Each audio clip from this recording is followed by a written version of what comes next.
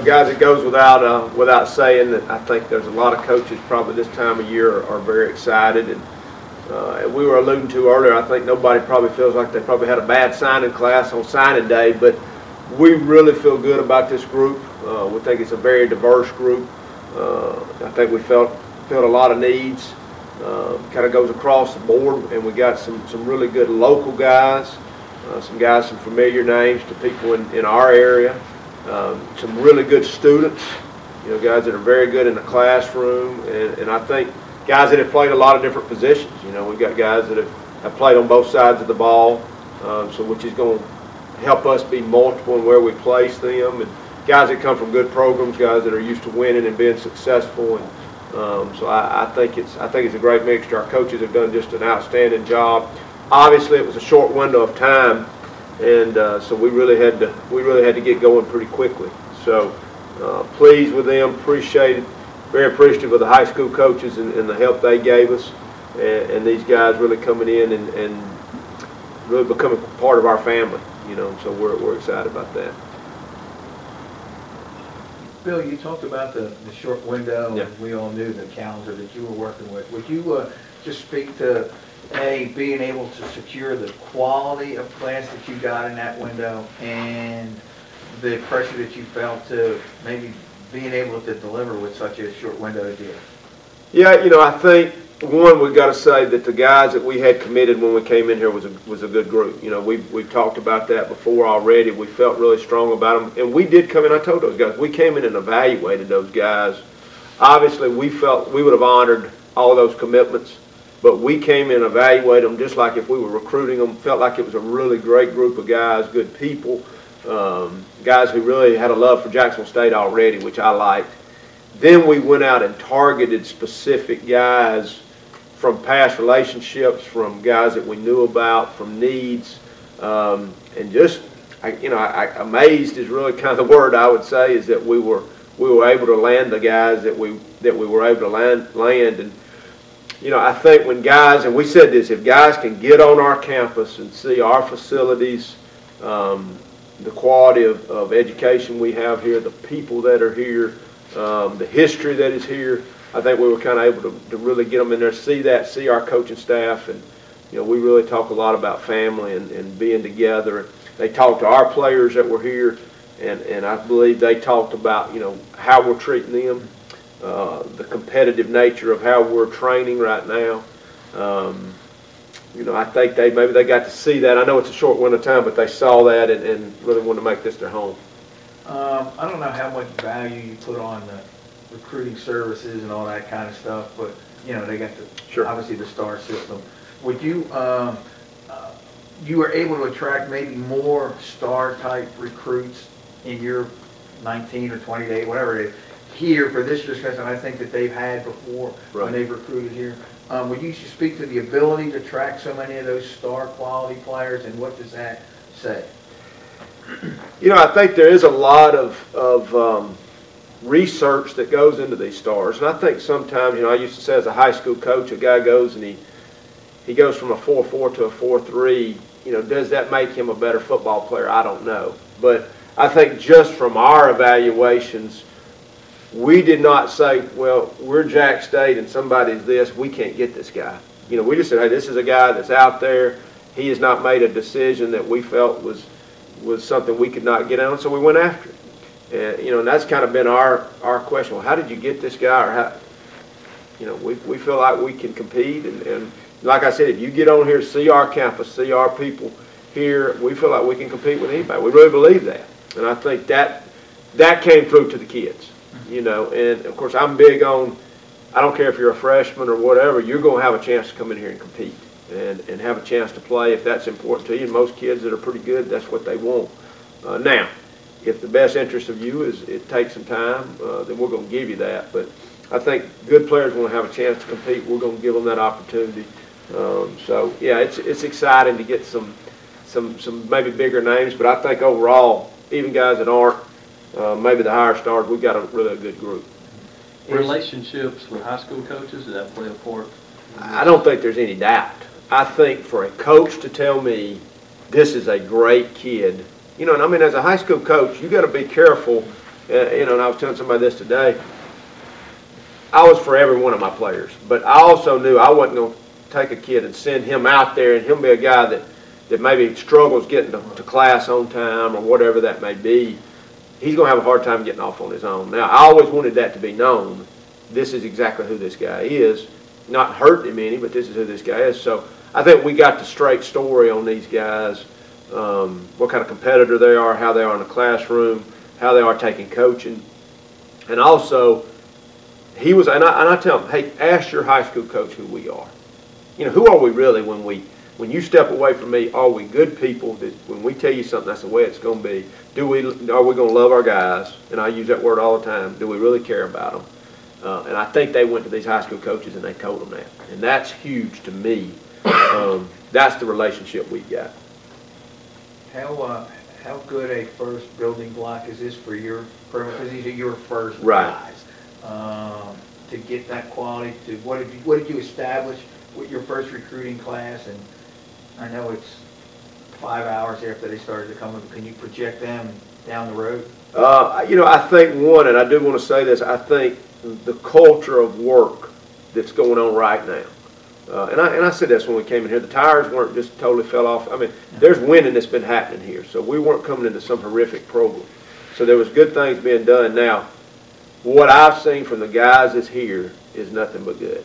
I mean, and I'm talking about nobody missing, everybody working, and something could happen tomorrow, but I'm seeing good things. Now, to add a group of quality people to that, which is what I think it starts with. The same thing I think in coaching, it starts with the people. I think that's the same thing here. To this point, everything I see out of this group is good folks. And I think that's the kind of people you build a program. It's important to win. We want to work to get there. You know, one of the guys said, Coach, I asked you guys, I said, are they trying to win a championship here? And he said, I talked to 13 guys now. How he came up with 13. They told me he had really done it.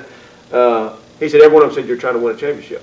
So he said, I've got to be part of that. I want that. I've seen the benefits of that, and that excited me, one, in who the kid we were getting, and that he actually talked to our guys, and they were saying that, you know, so.